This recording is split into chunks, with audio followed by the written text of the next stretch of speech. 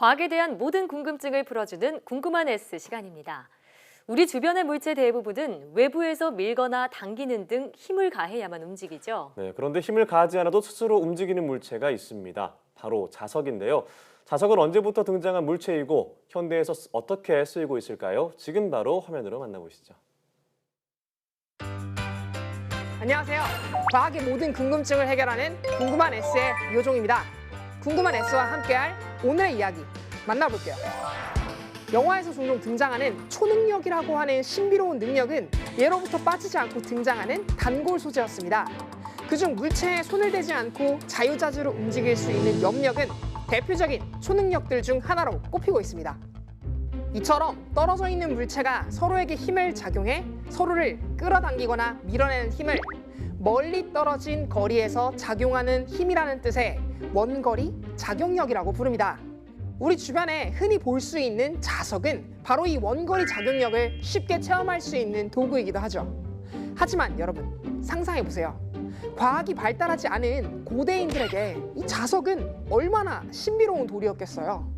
고대인들의 관점에서는 이러한 자석에 마법의 힘이 깃들었거나 정령이 숨어 있다고 해도 이상할 것이 없었을 거예요. 그렇다면 이러한 마법의 돌이었던 자석에 대해 최초로 연구를 시도했던 과학자는 누구였을까요? 오늘 궁금한 S에서는 자석의 역사와 우리 생활에서 어떻게 자석이 쓰이는지에 대해서 함께 알아보도록 하겠습니다. 윌리엄 길버트. 그는 자기학의 아버지로 불리는 자연 철학자였습니다. 나침반이 중국에서 처음 발명되고 널리 보급되면서 당시 유럽인들도 줄곧 나침반을 사용해 바다를 항해했지만 나침반의 자석이 어떠한 원리 때문에 방향을 알려주는지에 대해서는 그 누구도 명확하게 설명하지 못했었죠.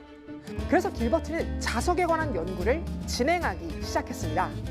그는 자석의 기원을 조사하면서 지구가 커다란 자석이라는 사실을 주장하게 됩니다. 당시에 많은 사람은 나침반이 북극을 가리키는 이유를 북극성이 엄청나게 강력한 자석이거나 북극 쪽에 아주 강력한 자석이 있다고 생각했었지만 길버트는 지구 전체가 커다란 자석이기 때문에 나침반이 북극을 가리킨다고 주장했었죠. 또한 마늘과 함께 자석을 두면 힘이 약해진다라거나 천연 자석을 이용하면 두통을 치유할 수 있다라 같은 그러한 미신이 틀렸다는 것을 증명하기도 했습니다. 1600년에 출간된 그의 저서 자석에 관하여에서도 달이 지구를 도는 이유가 자석들 사이에 작용하는 힘과 비슷한 이유일 것이라는 주장이 내포되어 있었습니다. 다시 말해 천문학적 현상 또한 자석의 힘을 이용해 설명하려고 했던 것이죠. 그렇기 때문에 길버트 또한 코페르니쿠스가 주장했던 지동설을 지지하기도 했습니다. 이러한 이유에서인지 길버트의 자석에 관하여라는 책은 천문학에 관심이 많았던 많은 과학자들에게 큰 영감을 주는 책으로서 자주 읽히게 됩니다. 천문학의 한 획을 그은 과학자인 갈릴레오 갈릴레이와 요하네스 케플러도 이 책을 통해서 큰 영감을 얻었다고 하니 이러한 사실을 통해 당시에 큰 영향력이 있는 책이었음을 미루어 짐작해 볼 수 있겠죠. 또한 길버트는 자석뿐만 아니라 전기 현상에 대해서도 연구했었는데요.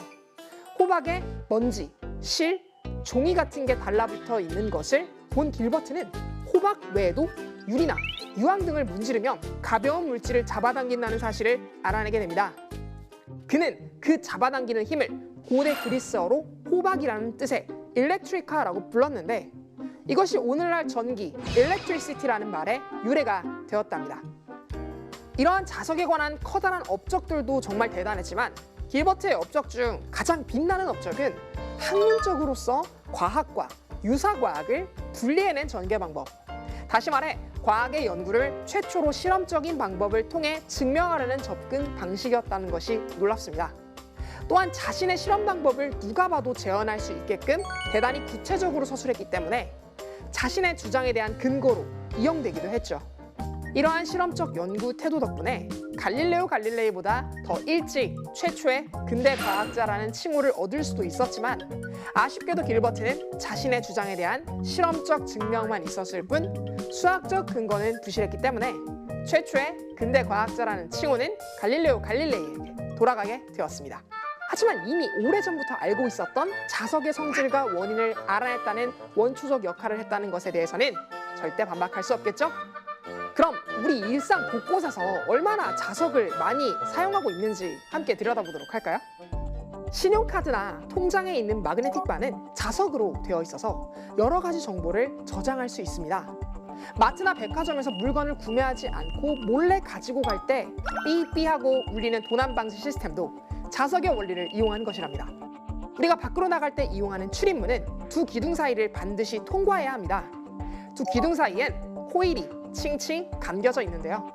한쪽 코일에서 특정한 주파수로 전류를 흘리면 다른 맞은편 코일에서도 유도 전류가 흐르게 됩니다. 그러면 두 기둥 사이에 자기장이 형성되는데요. 이 자기장은 전류를 흘린 쪽에서 유도 전류가 흐르는 방향으로 자기장을 만듭니다. 만약 이 자기장 속을 자성을 띤 물체가 지나가게 되면 자기장의 방향이 흩어지거나 변하게 되죠. 자성을 띤 물체 쪽으로 유도 전류의 방향도 바뀌게 되고 말이에요. 이 흐름을 센서가 감지해 경보음을 울리는 것이랍니다. 또 체내에 자성을 띠는 물질을 가지고 태어나서 그 감지 능력을 이용해 방향을 찾는 동물도 있답니다. 사실 우리 주변에서 아주 흔하게 볼 수 있는 새가 바로 그 주인공이죠. 바로 비둘기입니다. 비둘기는 머리뼈와 뇌의 막 사이에 아주 작은 자석세포가 존재하고 있습니다.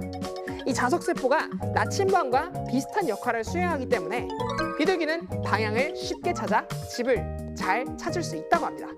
정말 신기하지 않나요? 오늘은 신비한 마법의 돌, 자석에 대해서 함께 알아봤습니다. 윌리엄 길버트에 의해 전기와 자기로 나눠져 독립적으로 존재하던 이 학문은 이후 관련 연구에 매진했던 여러 자연철학자들에 의해서 진보, 발전되게 되면서 전자기하학이라는 이름으로 새롭게 탄생하게 됩니다. 그리고 이는 우리 주위의 자연현상과 물질의 성질을 이해하는 데 큰 역할을 해주었을 뿐만 아니라 편리한 생활을 안겨주는 계기가 되기도 했죠. 그럼 궁금한 S도 이만 인사드릴게요. 과학에 대한 궁금증이 있다면 언제든 YTN 사이언스 유튜브에 글을 남겨주세요. 이상 궁금한 S였습니다.